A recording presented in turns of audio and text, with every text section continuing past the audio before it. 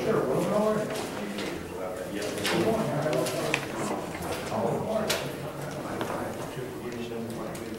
I'm going to confer it. It looks like they're going down to what do you call it? Let's go ahead and call to order Commissioners Court here, May 14th, 2012. First item is agenda approval of minutes of May 7th, additions or corrections.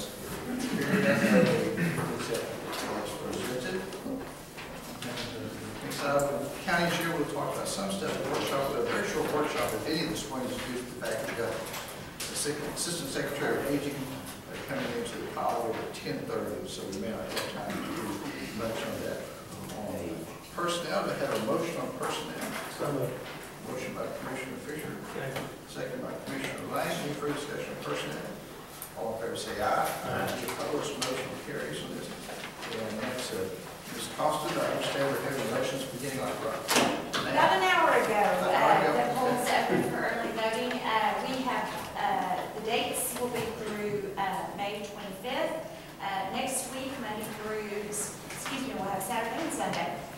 This week we're going to vote from 8 to 5, Saturday from 7 to 7, Sunday from noon to 5, and then all next week it will be from 7 a.m. to 7 p.m. at 6 early voting locations. I did note on the agenda we would like to add that Parker Heights Rec Center is also one of our early voting locations.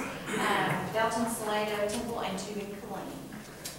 So there's absolutely no reason for someone not to vote, you know. That's correct. They have Plenty of opportunities. plenty of opportunities, and on early voting, you can vote at any one of those locations. That is correct. It's not on election day, you have to vote at your precinct. Here they have all the ballots on those locations. That is correct. You just omitted Heights off of here, right? It just got left off. That's all. I did that. Thank you, Jackson. I just missed it. I just want to make sure it was right, that they are going to be there. Yes, we are operating at Parker Heights Rec Center. And the next is to receive the 2011 Gold Star Safety Award from Texas Association of Counties for extraordinary commitment to excellence and safety for 2011. And then, Russell, I think you're part of our safety committee with this, and we've got some safety committee members up here. I will pass this off to who serves that committee? Judge, unfortunately, I'm sure most of them are hard at work this morning. The members that are on the committee that are here are Commissioner Lane, County Clerk Shelley, HR Director Steve Cook, Building Maintenance Mark Meyer, and Lieutenant Chuck Cox from the Sheriff's Office, and Brian Henry, County Engineer. I will pass this to Shelley, who will pass it to Brian on that. But, Very nice. Very nice on that. And the result of that is a lower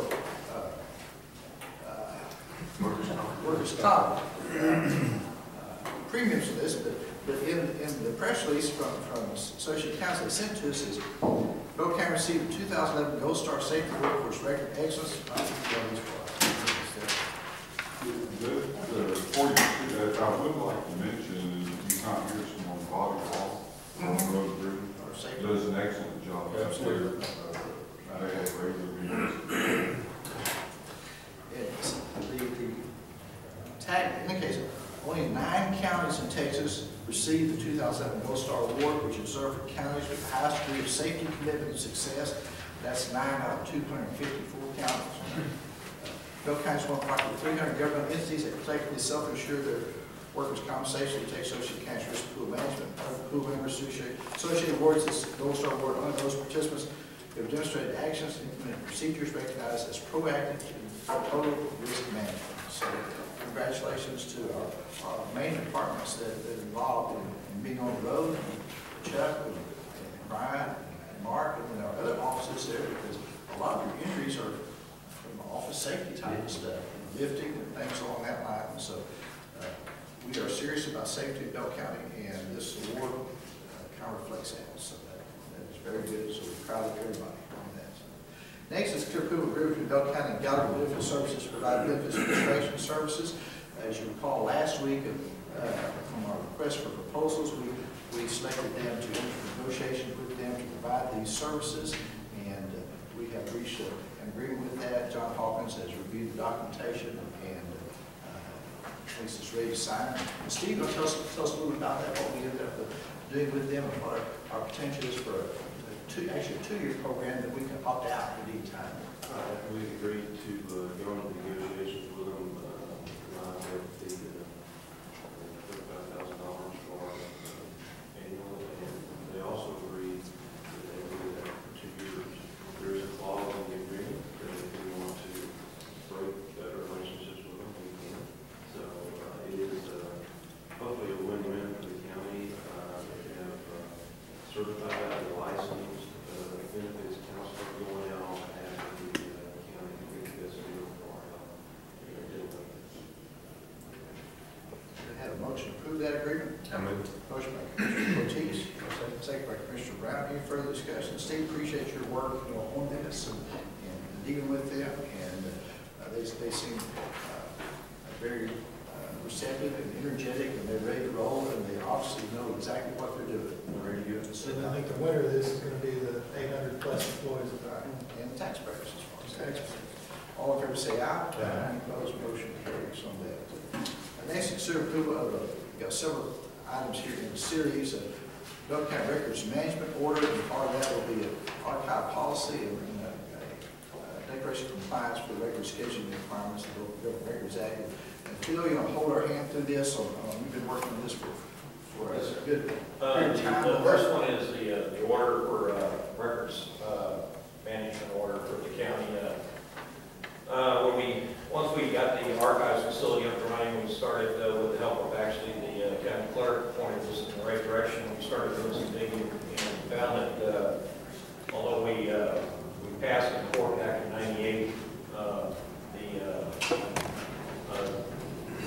the actions that we would comply with the state library's rules and regulations as far as archiving the documents. We never actually completed the formal paperwork, or at least the state library couldn't find it. So the first is an order to bring us into compliance with the state library regulations and statutory requirements. And I have a motion to approve that order. So motion by Commissioner Fisher.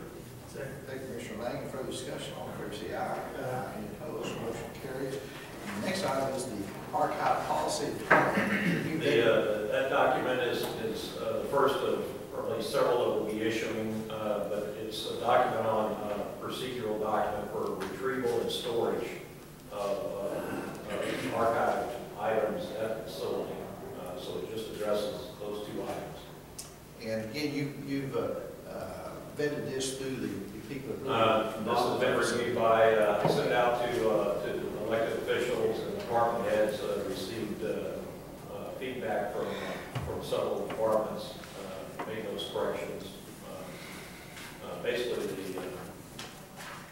the only single item that they all kind of pointed to was some stronger language in there as far as the destruction of boxes to ensure that they had final sign off before boxes were destroyed or any documents were destroyed. So we fixed that, and with that, I think that the document's ready to go. Okay. You have a motion on the policy. Motion Commissioner Ortiz. Second by Commissioner Brown. Any further discussion? All in favor say aye. Any opposed? Motion carries. The next, as part of that, is a declaration of compliance that we send to the Texas State Library Archives Commission, basically telling them we have done this and we have this schedule of things, and so they put that within their records that this probably may have been done.